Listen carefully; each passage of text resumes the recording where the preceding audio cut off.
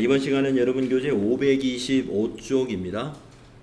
TAT 2급 제58회의 결산 실무 수행부터 같이 한번 풀어보도록 하겠습니다. 자, 58회 결산 문제 어떤 문제가 나왔는지 보겠습니다. 자, 1번 수동 결산. 장기 차입금의 내역이 세 가지가 있네요. 자, 우리은행 거를 먼저 보겠습니다. 2천만 원이고요. 비고난을 보시게 되면은 만기일은 25년 4월 30일이며 만기일에 원금을 일시 상환한다라고 했으면 우리가 지금 결산은 어떤 날짜의 결산이냐면 2023년 12월 31일 기준으로 우리가 결산을 하는 거거든요. 그러면 2025년 4월 30일이면은 1년 4개월 남은 것이죠. 그러면 1년 4개월 요 결산일 기준으로 1년 4개월이면 장기 차입금 맞습니다. 그래서 이거는 그대로 두면 됩니다. 즉 결산에 포함시키지 않습니다. 다음에 국민은행 차입금 4천만 원은요.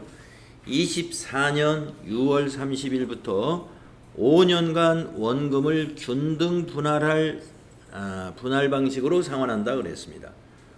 자, 6월 30일이면 24년 6월 30일이면은 6개월 후가 됩니다. 그러면 6개월 후는 장기가 아니죠. 따라서 유동성 대체 분계를 해야 되는데 4천만 원을 모두 상환하는 것이 아니고 24년 6월 30일부터 5년간 원금을 균등 분할한다고 그랬어요.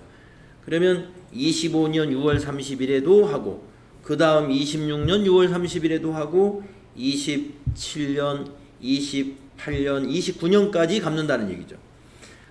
그러기 때문에 여기서는 5년으로 이걸 나눠보면은요 1년에 8, 5, 40, 800만 원씩이죠. 그래서 800만 원만 국민은행은 유동성 대체 분계를 하게 됩니다. 자, 그래서 800만 원만 해당된다. 다음에 신한은행 거를 보겠습니다. 신한은행은 3천만 원의 장기 차입금이 있는데요. 비고난을 보시게 되면은 만기일이 24년 2월 28일이며 만기일의 원금을 일시 상환한다 그랬습니다. 자, 만기일은 2개월 남았습니다. 결산일 기준으로 2개월.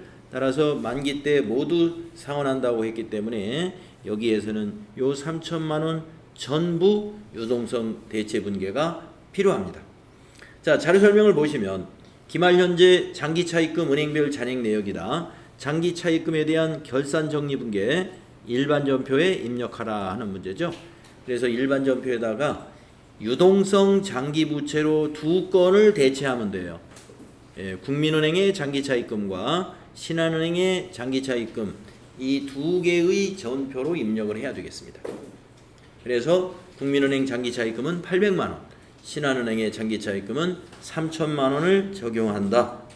자, 그러면 일반 전표 가겠습니다. 일반 전표 12월 31일 날짜 입력하시고 차변의 장기 차입금 장기 차입금 293 거래처는 국민은행 걸 먼저 해보겠습니다. 코드 국민은행 차입금 그리고 차변에 800만 원만 입력을 합니다.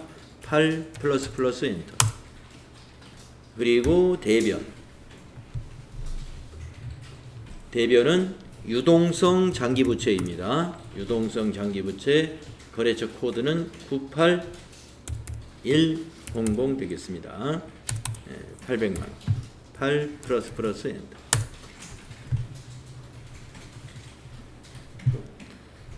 그 다음에 신한은행 거 차변에 입력하겠습니다. 3번 차변에 293 장기 차입금 코드는 신한은행을 검색합니다.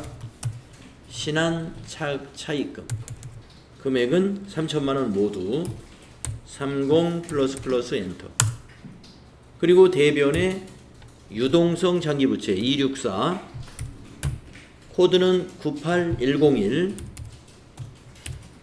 똑같은 신한은행 코드, 금액은 대변에 3천만 원.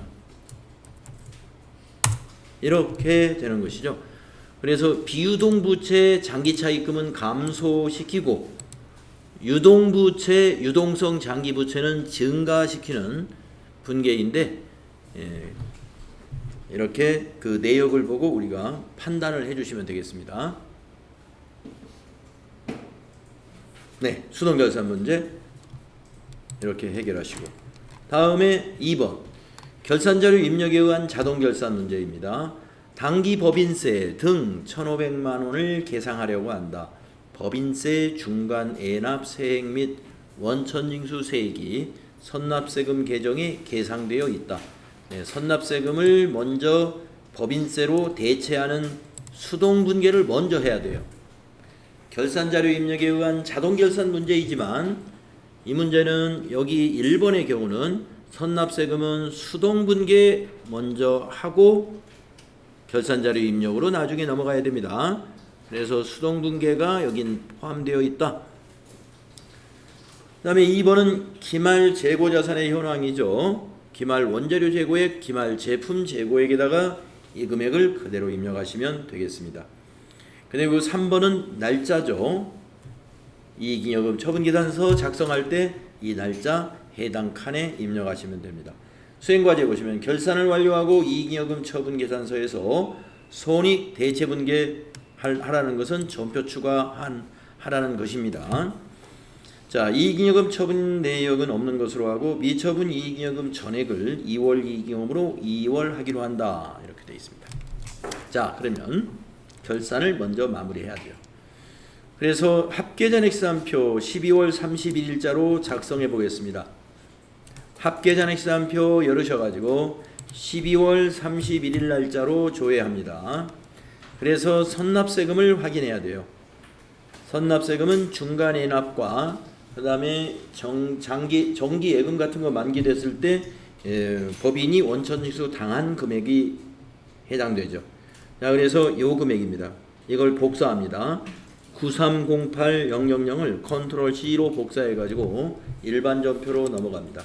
일반 전표에 12월 31일자에 세 번째 전표 입력하시면 돼요. 자, 선납세금 자산을 대변에 입력합니다. 자산감소 대변에 선납세금 방향키로 쭉 가셔가지고 복사해온 금액 붙여넣으시고 내려와서 차변의 법인세입니다. 비용 발생. 그래서 차변의 법인 998입니다. 법인세 등 금액은 붙여넣기 하시면 됩니다. 9308000이 법인세로 대체되는 분계를 이와 같이 수동 분계를 먼저 합니다. 자, 그리고 나서 이제 결산자료 입력에 가가지고 나머지 자동 결산을 반영하게 됩니다. 그러면 전체 메뉴에 가셔가지고 결산자료 입력이라는 메뉴를 클릭하신 다음에 결산 일자를 1월부터 12월까지라고 입력을 하고, 네, 팝업창이 지금은 안 나왔지만 만약에 팝업창이 나오면 확인 그냥 이건 TAT 2급이죠. 원래 팝업창 나오면 확인 누르면 안 넘어가요. 거기서 매출원가를 제품 매출원가로 코드를 검색을 해주고 제조원가를 검색을 하고 넘어와야 되는데 지금 그 화면이 없기 때문에 여러분 아마 시험 볼 때도 그 화면 나타나지 않을 겁니다. 만약에 나타나면 제품 제조원가 코드 선택하시면 됩니다. 자, 여기서 법인세를 나중에 해도 됩니다만 우리가 요 순서대로 여기 시험지에 있는 순서대로 빼먹지 않고 하려면은 법인세를 먼저 하는 게 좋겠습니다.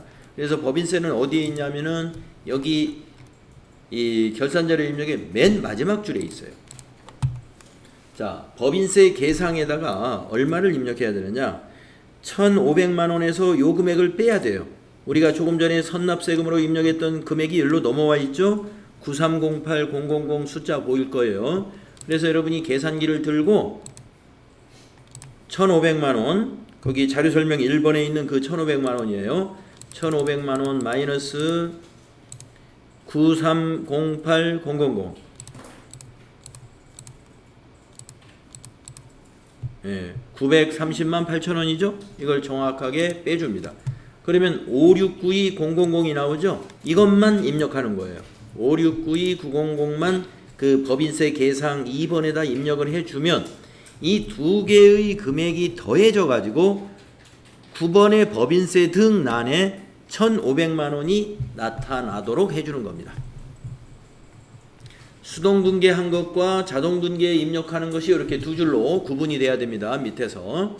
그래서 그 두 개의 금액의 합계가 여기 9번의 법인세 등에 여기 1,500만 원 나타나면 맞는 거예요. 자, 그 다음에 자료 설명의 2번입니다. 기말 원재료 재고액과 기말 제품 재고액을 입력하러 가야죠. 위로 쭉 올라가세요. 위로 쭉 올라가서 원재료 B 안에 기말 원재료 재고액을 입력합니다. 여기 3,500만 원 35 플러스 엔터. 그리고 기말 제품 재고액에다가 제품을 입력합니다. 밑으로 좀 내려와야 있어요. 매출 총액 바로 위에 있습니다. 자, 여기다가 5,200만 원이죠. 52 플러스 엔터. 네, 그리고 나서 이제 전표 추가 누르면 1차 결산이 끝납니다. 전표 추가 누르고 추가하시겠습니까? 예, 확인. 이렇게 결산을 하고 나서 이익잉여금 처분계산서 작성을 하러 갑니다. 자, 그러면 전체 메뉴에 가서 이익잉여금 처분계산서 클릭을 한 다음에 불러오시겠습니까? 해서 아니요 해서 당기순이익 반영되도록 하고, 당기순이익은 손익계산서에서 넘어온 그 순이익입니다. 그런 다음에 처분 예정일을 입력합니다. 2024죠. 2024입니다. 처분 예정일은 2024 0331. 처분 확정일이 2023이에요. 2023 0331. 예정일은 내년이고 확정일은 올해입니다. 이렇게 두 개의 날짜를 입력하고 나서 손익대체분계 하라는 걸 해야 되죠. 그래서 손익대체분계는 저 위에 있는 전표 추가 이걸 누릅니다. 그러면 5건 추가되었습니다. 확인해 주십니다. 네. 그리고 나서 재무상태표 조회하라는 말은 없습니다만은 우리가 한번 조회 한번 해보겠습니다. 재무상태표 조회했을 때 12월로 입력했을 때 에러가 없이 조회가 딱 되면 제대로 손익대체분계까지 마무리가 잘 됐구나.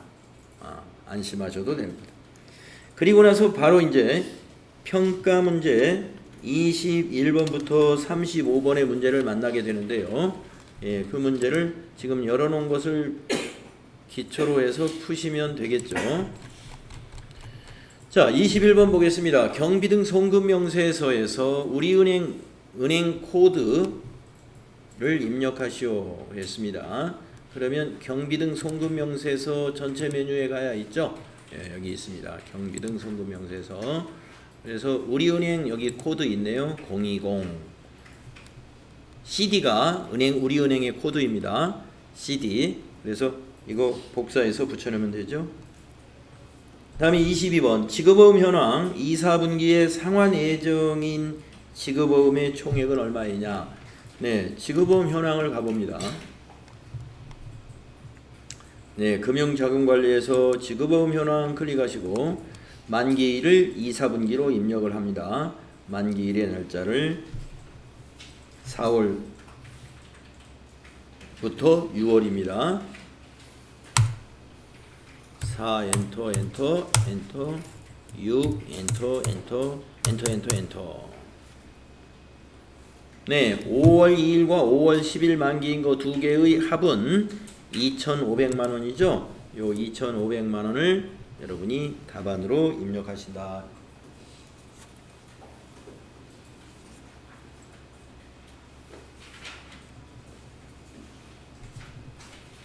다음은 23번 1월계표 조회 1, 4분기에 발생한 급여는 판매관리비에 있는 급여는 얼마인가. 자, 1월계표 가볼까요. 전체 메뉴에 1월계표 가셔가지고 1사분기 1월부터 3월로 기간을 입력합니다. 1월부터 3월로요. 그래서 판매관리비니까 제조경비를 지나가야 됩니다. 제조경비에 있는 급여가 아니고 하긴 제조경비에는 급여가 없어서 다행입니다만은 판매관리비로 내려갑니다. 판매관리비의 급여 32350000 이걸 답으로 입력하시면 돼요. 다음에 24번 1월계표 1사분기 지금 열려 있습니다. 토지 계정의 증가액은 얼마냐? 토지 자산이니까요. 위로 올라가서 비유동 자산의 토지 증가액이란 자산의 차변 합계액이 되겠습니다. 토지의 차변 합계액 632000000을 답으로 입력하세요. 다음은 25번 거래처 원장을 조회해서 6월 말 거래처별 외상매출금 잔액으로 옳지 않은 것은 자 그러면 거래처 원장으로 갑니다. 앞에 날짜 엔터 하시고 뒤에 날짜만 6월에서 엔터 개종 과목 108번 거래처 분류 엔터 자 3170번 코드 순으로 검색이 보여지고 있으니까 3만이군요. 3만이면 밑에 상당히 밑에 쪽에 있습니다. 그래서 수려한 19500 그다음에 오앤영 19800 현대화장품 13 현대화장품이 옳지 않습니다. 그래서 답을 현대화장품 3번을 클릭해 주시면 되고요. 25번은 거래처 원장 문제죠. 3, 4분기 7월부터 9월입니다. 발생한 국민은행 보통예금 입금액은 얼마인가? 거래처 원장에서 조회하라 그랬으니까 지금 열려있는 거래처 원장에서 기간을 7월부터 9월로 입력합니다. 7월부터 9월로 입력하시고 개정 과목은 103번이네요. 보통예금 103번 거래처는 국민은행 보통이죠. 네. 여기서 거래처 분류에서는 그냥 엔터 하시고 거래처에서 국민은행 하나만 볼까요? 오른편 단을 눌러서 국민은행 보통 뒤에도 98000 엔터 하시고 여기서 보통예금의 입금액을 물었으니까 입금은 차변이죠. 그래서 113300000을 답으로 입력하시면 되겠습니다. 기간은 7월부터 9월로 해야 되고요. 그래서 차변이 입금액이니까 1133000 다음에 27번은 손익계산서 조회 문제입니다. 손익계산서의 세금과 공과금은 얼마인가? 12월 달로 조회해야죠. 단기분이니까요. 그래서 전체 메뉴에 가셔가지고 손익계산서 12월로 작성을 하시면 됩니다. 세금과 공과금 판매관리비에 있습니다. 이걸 복사해서 붙여놓으면 되죠. 2230835입니다. 2230835. 그 다음 또 손익계산서 문제입니다. 대손상각비 판매관리비 얼마냐? 네, 대손상각비 판매관리비 50만원이죠? 네, 50만원. 우리가 대손 처리 분개할 때 50만원 그거였네요. 그 다음에 29번의 재무상태표 조회 6월 말 주임종 단기 채권의 잔액은 얼마냐? 네, 우리가 재무상태표를 6월 달로 조회하셔야 되겠죠? 6월로 조회하면 6월 말 자료입니다. 주임종 단기 채권은 당좌 자산이에요. 그래서 여기 보시면 250만원이 있죠? 250만원 복사해서 붙여놓으면 되고요. 다음에 30번 재무상태표조회 6월 말 외상매입금의 잔액은 얼마냐? 지금 6월 말이죠. 외상매입금 유동부채에서 찾습니다. 유동부채로 내려가 보세요. 외상매입금이 706-490-000 복사해서 붙여넣으면 되고요. 그 다음에 6월 말 선수금 잔액은 얼마냐? 지금 선수금은 유동부채이죠. 네, 여기 밑에 있습니다. 14254-000 복사해서 붙여넣으면 되죠. 다음에 재무상태표 12월 말 기말 원재료 재고액은 얼마냐? 재고자산의 원재료 보시면 됩니다. 자, 12월 달로 작성을 해서 재고자산에 있는 원재료가 기말 원재료 재고액입니다. 3,500만원 복사해서 붙여놓고요. 그 다음에 33번 12월 말 미지급 세금의 잔액은 얼마냐? 미지급 세금은 유동부채에서 찾습니다. 유동부채의 미지급 세금. 예, 여기 있네요. 5692000 복사해서 붙여놓습니다. 그 다음에 12월 말 장기차입금의 잔액은 얼마냐? 네, 비유동부채 5200만원 복사해서 붙여넣으시면 되겠습니다.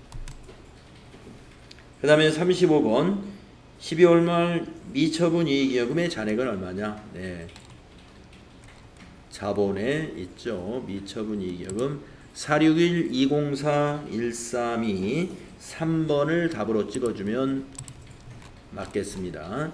3번. 다음에 네, 여기까지 해서 이 문제를 우리가 1점 내지는 2점짜리 문제가 여러 개 있었죠. 23점을 획득하게 되겠습니다. 그리고 나서 이제 근로소득관리 문제 어떻게 나왔는지 보겠습니다.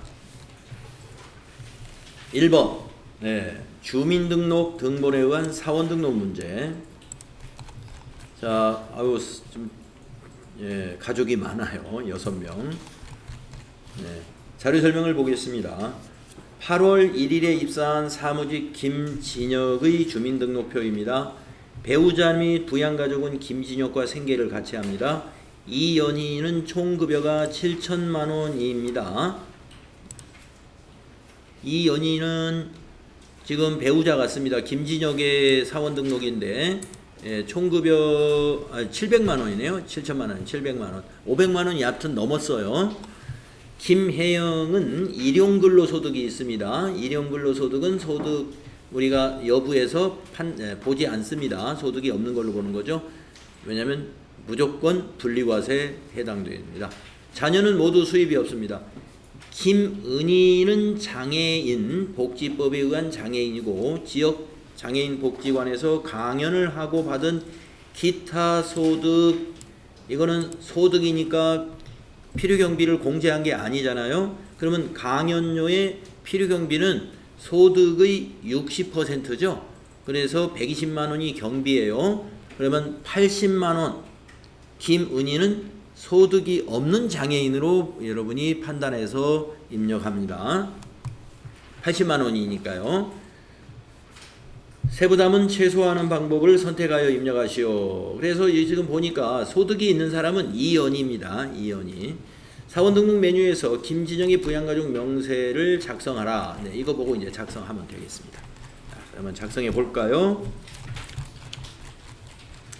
먼저 본인을 먼저 체크해야 돼요. 자, 어디로 가시느냐? 인사급여에 가셔가지고 사원등록 김진혁 두 번째 사원 클릭한 다음에 본인을 먼저 잘 체크해 보세요. 자, 세대주 김진혁. 자, 부녀자 아니었고요. 장애 이야기가 없었고 당연히 배우자가 있기 때문에 한부모 아닙니다. 자, 두 번째 사람 배우자부터 입력하겠습니다. 여기 가족관계 3번이 배우자 관계고요. 예, 성명을 이연희 입력하시고 주민번호 76082 76082 2321 2321 235. 자, 그리고 나서 이제 기본공제 따져봐야 되는데 아까 우리가 예, 김연희의 소득은 총급여가 700만 원이 있습니다. 그러므로 기본은 0번 넣어가지고 부해줘야 돼요. 소득은 자동으로 체크 안 되기 때문에 여기서 나중에 부로 해주면 돼요. 그 다음에 이제 장모 입력하겠습니다. 장모는 배우자의 직계존속을 관계로 넣어야 돼요. 2번. 그리고 입력합니다. 성명에다가 김혜영 4201 10 2919 386 네. 자, 그리고 김혜영의 소득은 없었습니다. 일용근로소득이기 때문에. 그 다음에 자녀 김우영은 직계 비속 4번 20세 이하 하고서 입력을 해봐요. 김우영 07 내국인 07 1001 1001 313 2997 313 2997 네, 20세 이하에 해당됩니다. 그 다음 자녀 4번 20세 이하 입력해 보겠습니다. 김주영 주민번호는 1308 02 4 777776이었죠. 나이는 자동 체크되니까요. 그 다음에 형제 김은희는 6번이 연말정산 관계가 되고요. 입력을 해봅니다. 성명은 김은희. 주민번호까지 입력하면 나이는 자동 체크되죠. 830827 830827 2222220 네, 나이에서 부가 떨어졌어요. 네, 그런데 아까 우리 자료 설명에서 봤을 때 김은희가 장애인 복지법에 의한 장애인이었습니다. 장애인은 나이는 관계없는 거예요. 소득만 확인해야 되는데 아까 소득이 80만원 소득 금액이 있었습니다. 소득 금액 기준이죠. 100만원. 그래서 80만원이기 때문에 소득이 없는 장애인이므로 여기는 김은희의 기본을 장애인으로 고쳐주면 됩니다. 김은희의 기본을 부로 하지 마시고 장애인 5번이네요. 5번으로 바꿔주세요. 그리고 장애인 코드에다가는 장애인 복지법이 1번입니다. 그 다음에 2번은 국가유공자, 3번이면 중증 환자입니다. 그래서 여기는 1번 그대로 두시면 되겠습니다. 그래서 김은희의 요 장애인 요것만 여러분이 잘 체크해 주시면 되고요. 그 다음에 이 연희의 기본은 0번 해가지고 부로 해줘야 돼요. 나머지는 다 자동으로 해결됩니다. 자, 이렇게 했으면 우리가 그 근로소득 문제의 첫 번째 문제 마쳤고 바로 평가 문제가 있는데 8점짜리입니다. 자, 36번 평가 문제 보시면은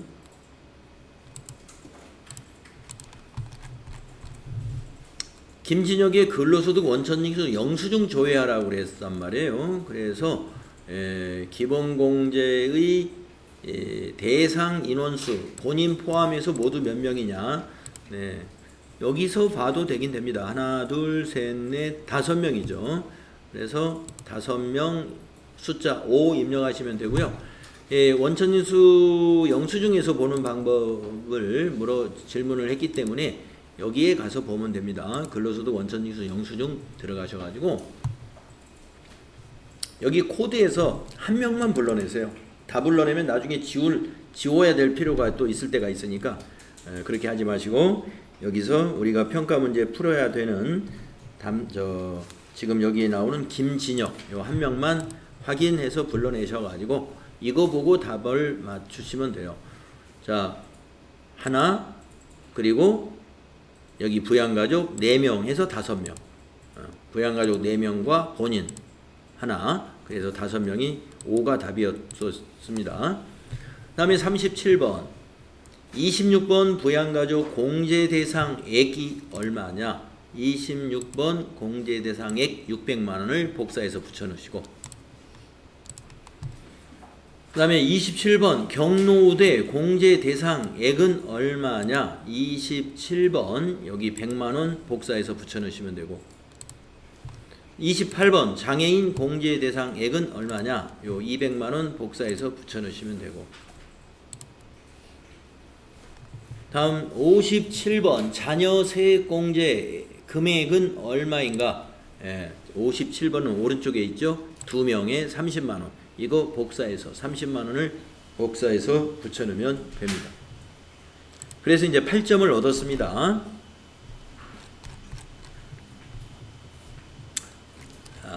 그 다음에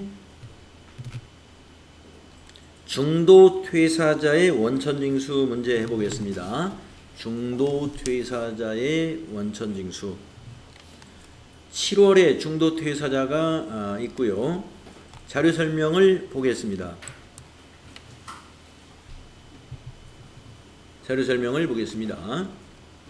생산부 강수용 사원의 급여 자료입니다. 급여 지급일은 매월 25일이고 생산부 강수용 사원은 23년 7월 25일에 퇴직을 합니다. 중도 퇴사자 정산시 등록되어 있는 자료 이외의 공제는 없는 것으로 한다. 그러니까 부양가족 등록되어 있는 것 외에 자료는 없다. 자, 수행과제 하겠습니다. 강수용 사원의 퇴사일을 입력하시오. 7월 25일로 입력하면 돼요. 23년 7월 25일. 어디로 가야 될까요? 사원 등록으로 가야죠. 사원 등록 가시겠습니다. 강수용 맨 처음에 있는 사람입니다. 여기에 퇴사 날짜는 20번에다 입력하는 거죠. 여기 사원 등록에 20번. 자, 2023 07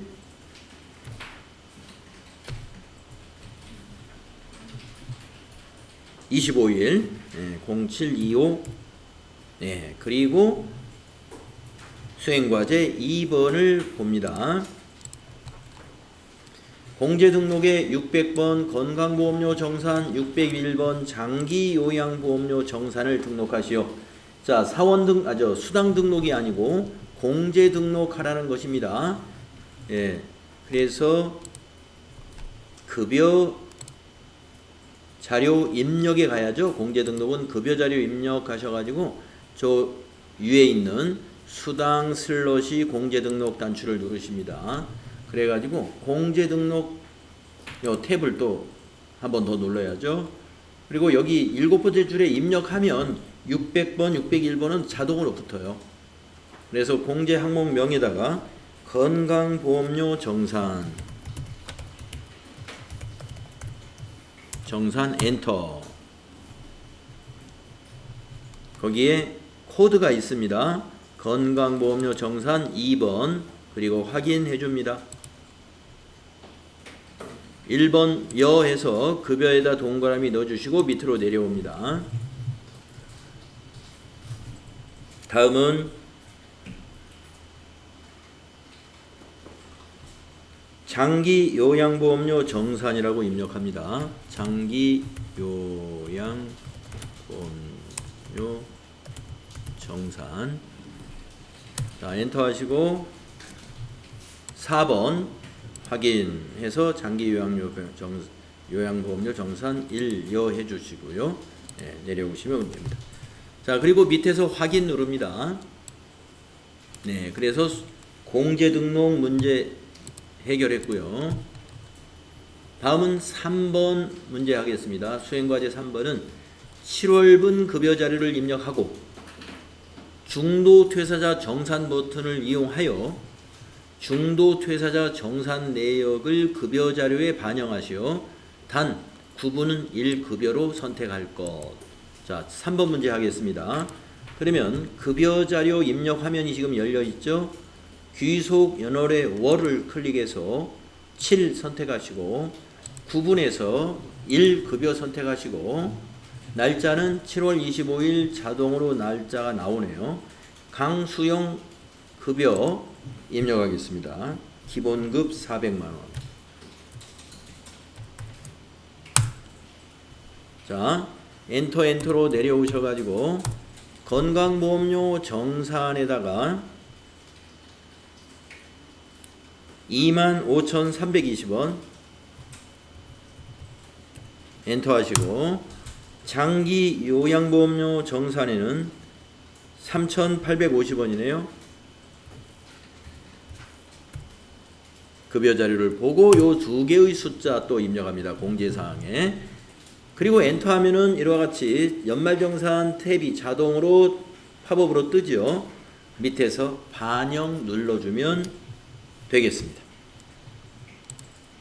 네, 그러면 소득세, 지방소득세가 환급받을 세금으로 이렇게 표시가 됩니다. 자, 그리고 나서 이제 수행과제 4번을 하시게 됩니다.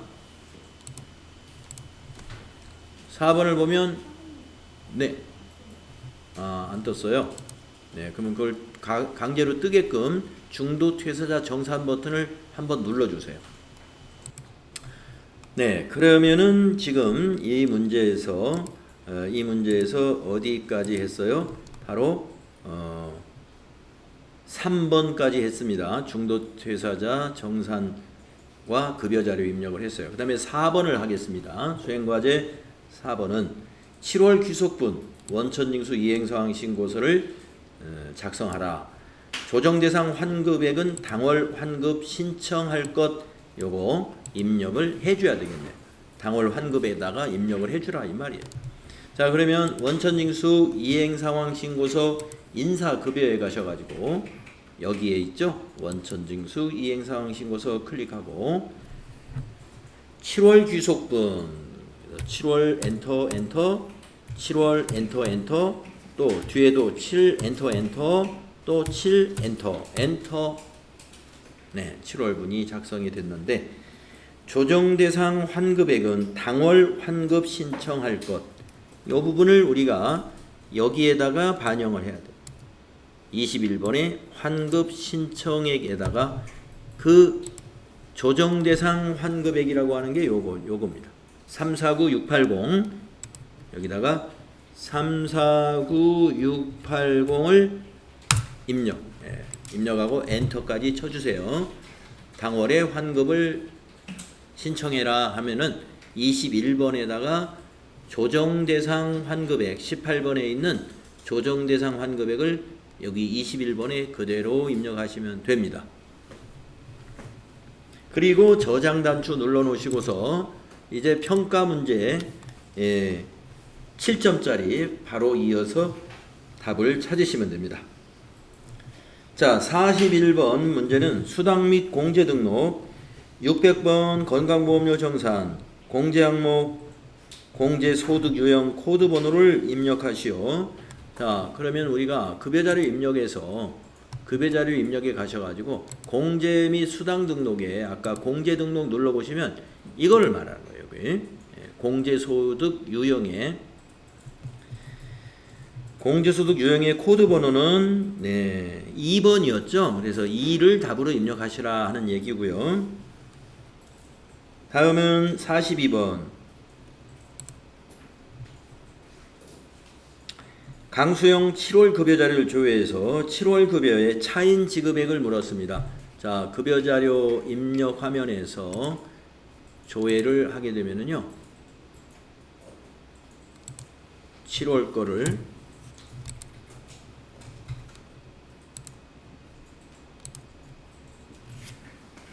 2023년 7월 25일 거 자, 조회하시면 7월 21일 5일 거 강수용 급여자료 입력하는 화면 나오죠.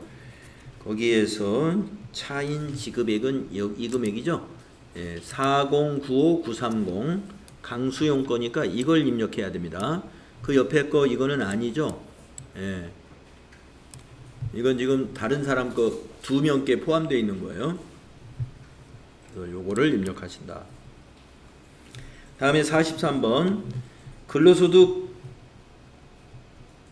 5번 총지급액 원천징수 이행상황 신고서에 5번에 A10의 금액이 얼마냐 이랬습니다. 원천징수 이행사항 신고서 방금 작성한 거죠. 자, 5번에 A10, 5번이 총 지급액이고 A10이 이거죠. 그러니까 이 금액이 되겠습니다. 3,600만 원을 복사해서 붙여놓으시면 됩니다. 다음에 44번 원천징수 이행사항 신고서 조회에서 근로소득에 대한 소득세 21번 환급 신청액은 얼마냐. 우리 조금 전에 입력했던 이거 복사해서 붙여놓으면 되죠. 349680이었습니다. 네. 자, 근로소득관리 문제 한 문제 남아있는데요. 쉬었다가 다음 시간에 그건 풀이를 해보도록 하죠. 마지막 시간인가요? 네. 계속 하겠습니다. 자, 그러면 3번 문제 보시도록 할까요?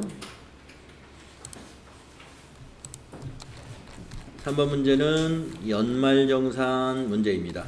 영업부 최진영의 연말정산을 위한 자료입니다.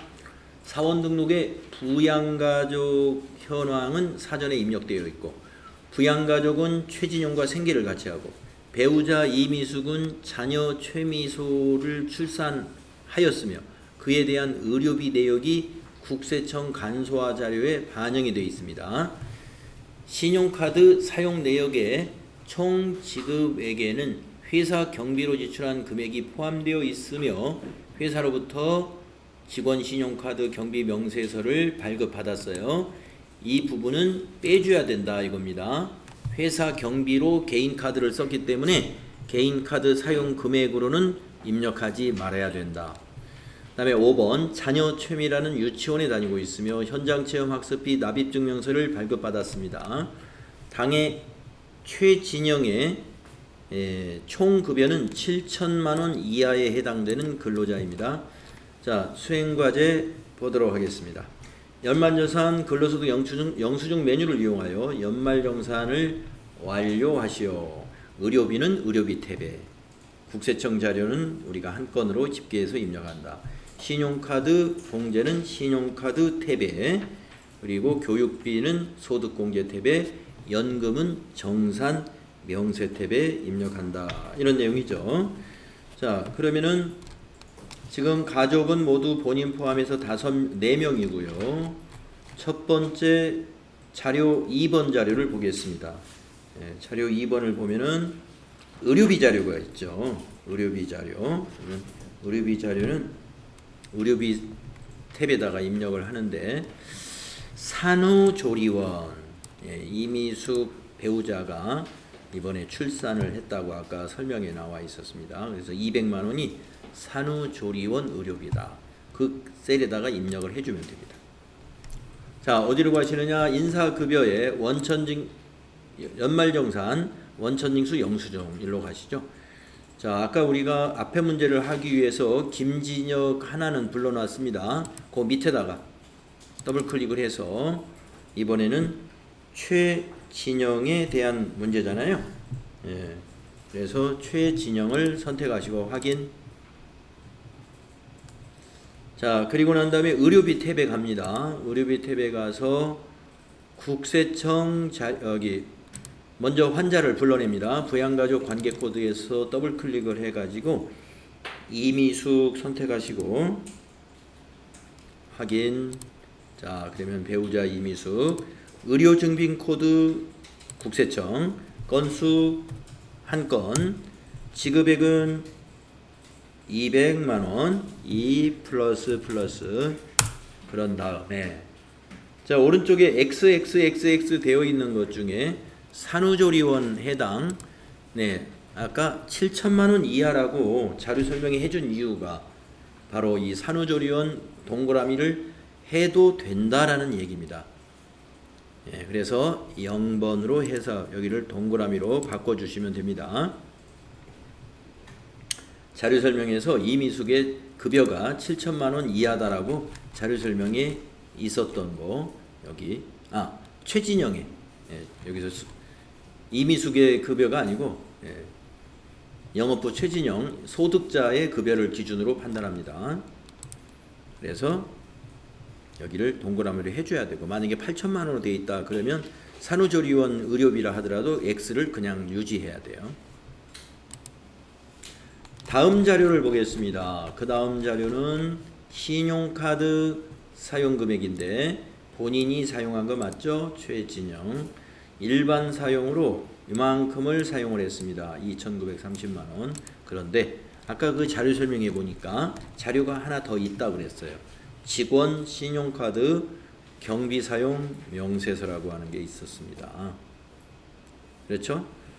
그렇기 때문에 요 230만 원은 신용카드 사용 금액 중에서 회사 경비로 지출한 거예요. 그렇기 때문에 여기서 계산기를 가져가지고 230을 빼줘야 돼요. 계산기 안 써도 되겠네요. 예. 그러면 2,700만 원을 입력하면 된다. 자, 신용카드 탭으로 갑니다. 신용카드 탭 클릭하시고 최진영 본인 거 국세청 자료에 신용카드 6번에다가 입력하는 게 일반이에요. 여기에다가 2,700만 원만 입력한다.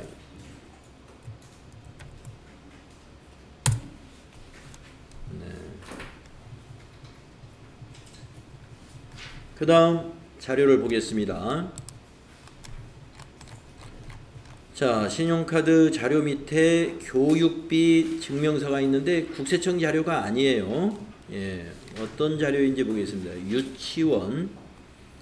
유치원의 교육비가 아니고 현장체험학습비인데요.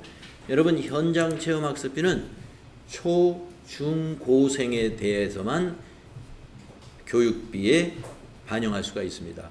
유치원생의 현장체험학습비는 교육비 세액공제에 반영되지 않아요. 예.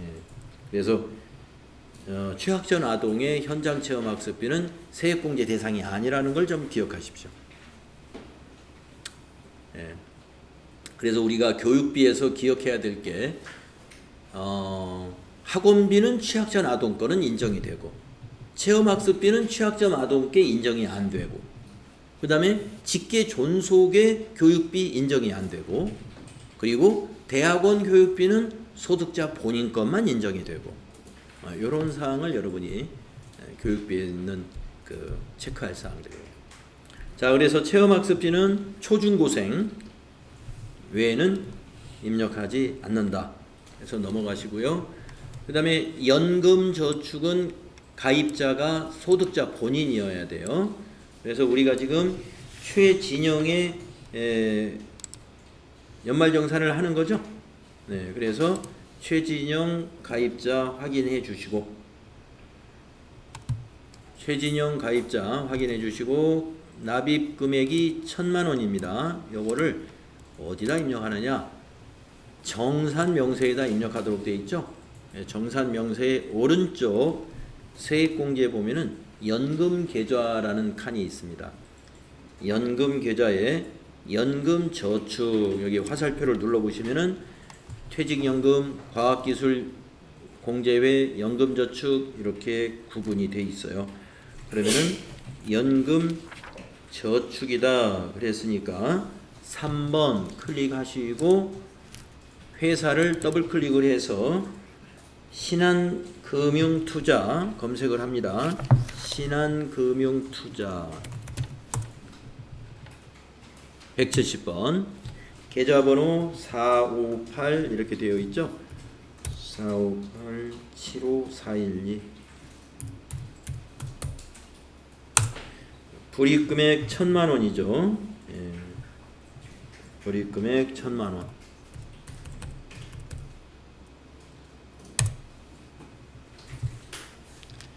예, 그래서 순납입 금액을 불이익금액으로 입력하시면 됩니다. 자, 그리고 밑에서 확인해 주시면 되겠습니다. 그러면 다 입력이 된 거예요. 그리고 바로 이어서 이제 수행평가 문제 6개가 나오는데 이게 10점이네요. 2. 예, 그래서 10점을 배점으로 해줬습니다. 자, 그래서 평가 문제 한번 풀어보겠습니다. 45번 문제는 최진용 근로소득 원천징수 영수증 조회에서 신용카드 등 소득공제 최종 공제액을 물어봤네요. 최종 공제액은 42번에 가보시면은 요게 최종 공제액이에요. 225만원. 이게 소득공제 받은 금액이니까 이걸 복사해서 붙여넣으시면 돼요. 225만원. 여기에 소득공제 금액입니다. 그 다음에 46번은 60번 연금저축 세액공제액은 얼마인가? 네, 오른쪽에 있죠? 60번. 조금 전에 우리가 입력했었습니다. 60만원 복사해서 붙여넣으시면 되겠습니다. 다음에 47번 62번 의료비 세액공제액은 얼마냐? 네, 62번 84,000원 복사해서 붙여넣으시면 되고요. 다음에 48번 문제는 교육비 세액공제액은 얼마냐? 63번 비어있으면 0원이에요. 0원. 그래서 숫자로 0을 답으로 입력하라고 되어 있죠. 공백은 0으로 입력해라 답을. 그래서 0 입력해야 됩니다. 다음에 49번 77 차감징수세액 소득세는 얼마인가? 밑으로 쭉 마지막에 내려가서 요 금액입니다. 여기서 이걸 복사해서 그대로 마이너스까지 입력하셔야 돼요. 네, 환급세액이니까 마이너스 910800 그대로 복사해서 붙여놓으면 되고요. 다음에 50번 82번 실효세율 몇 퍼센트이냐? 예, 82번 실효세율 여기 있죠? 0.7 이거 복사가 안 되네요. 0.7을 답안에 입력하시면 됩니다. 사지선다군요. 예, 1번을 마우스로 클릭하면 되죠. 1번을 클릭하시면 됩니다. 자, 이렇게 해서 우리가 58회에 실무수행까지 풀이를 다 해봤습니다.